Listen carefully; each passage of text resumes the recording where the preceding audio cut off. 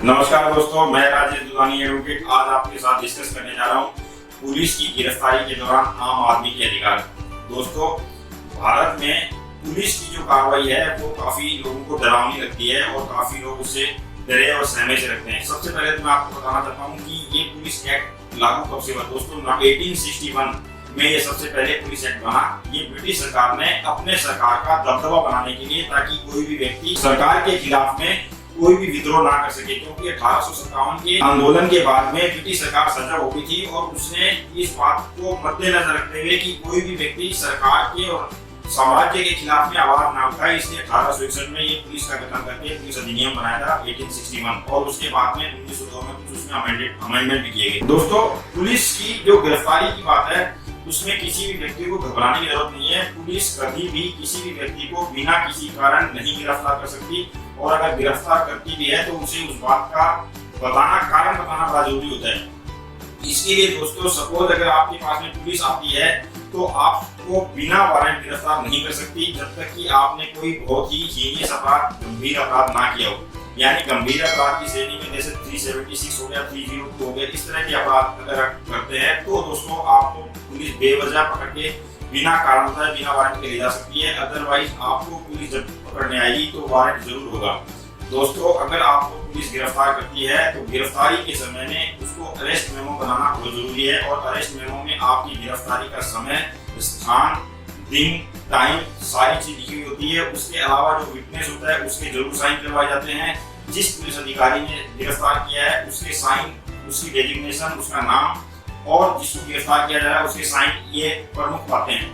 दोस्तों, अगर आपको पुलिस गिरफ्तार करती है तो 12 घंटे के भीतर आपके किसी भी सगे संबंधी या जो आपका जो खास दोस्त है उसको इन्फॉर्मेशन देना लीगली जरूरी है। यानी 12 घंटे के भीतर आपके किसी भी जानकार को या रिलेटिव को पुलिस जो है इन्फॉर्म करती है।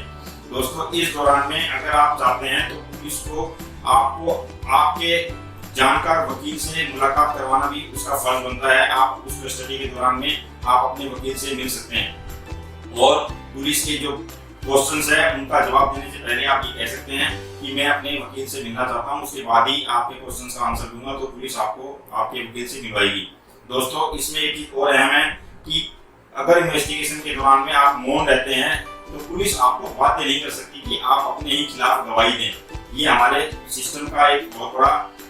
अहम नियम है कि किसी भी अक्यूज को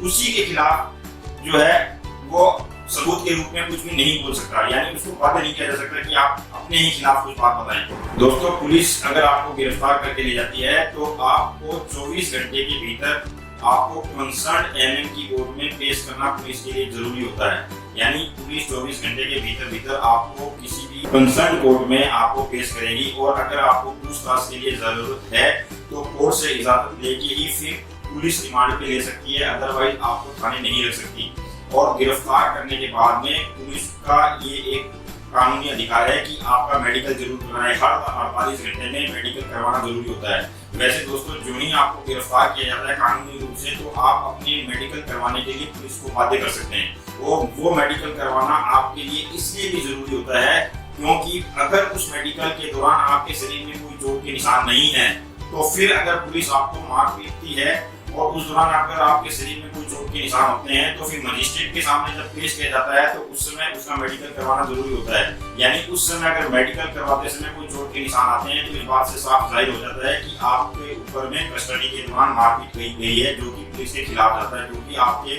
ऊपर 24 घंटे में कस्टडी के दौरान मारपीट नहीं कर सकती पुलिस। इसी तरह से कुछ लोगों को ये पुलिस जो है 2 या 3 दिन इलीगली अपने पास रख लेती है। उसके लिए भी दोस्तों आपके पास में एक कानूनी हथियार है, वो ये है कि अगर जैसे ही आपको पुलिस घर से लेके जाती है पूछताछ के लिए और आपको उसके बाद थाने में बैठा के रखती है, तो आपके पास में आपके जो रिश्तेदार हैं वो तुरंत सीनियर अधिकारी के पास जाएं और एक कंप्लेंट लिखित में दर्ज कराएं कि फलाने व्यक्ति ने आपके रिश्तेदार, बेटे, भाई,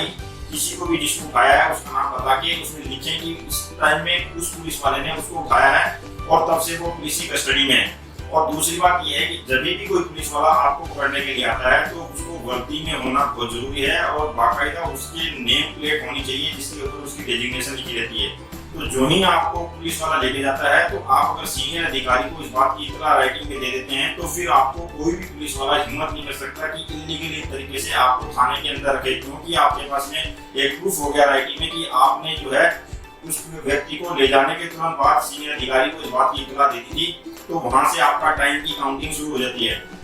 उसी तरह से दोस्तों कोई भी पुलिस वाला आपके घर में जबरन नहीं घुस सकता जब तक कि उसके पास में सर्च वारंट कोर्ट द्वारा जारी किए गए ना हो। अगर कोई व्यक्ति आपके साथ में जबरदस्ती घर में आके बदतमीजी या गलत हरकत करता है तो दोस्तों आप उस समय तुरंत हिचकिचाएं नहीं, बल्कि 100 नंबर पे कॉल करें ताकि वो एक कंप्लेंट उस समय दर्ज हो जाए। और ये उस कंप्लेंट के दर्ज होने से उस पुलिस वाले के अंदर भी एक भय पैदा होता है कि आपकी कंप्लेंट 100 नंबर पे जा चुकी है, और ताकि वो भविष्य में आपके साथ में गलत हरकत ना करें। इसी तरह से अगर वो इंटेरोगेशन के दौरान में या आपको थाने में इलीगल ढंग से बिठा के कोई तरह की गलत बात करता है तो आप इस चीज की इत्तला भी पुलिस के सीनियर अधिकारी को जरूर दें लिखित में, ताकि सीनियर अधिकारी की नजरों में इस बात की संज्ञान आ जाए कि भी जिस भी अधिकारी ने आपके साथ बदतमीजी की है उसने कानूनी तौर पे गलत कार्य। दोस्तों महिला की गिरफ्तारी के मामले में भी एक कानून है कि सूर्य अस्त होने के बाद और सूर्य उदय होने तक किसी भी महिला को गिरफ्तार नहीं किया जा सकता, और महिला को गिरफ्तार करने के लिए महिला कर्मचारी का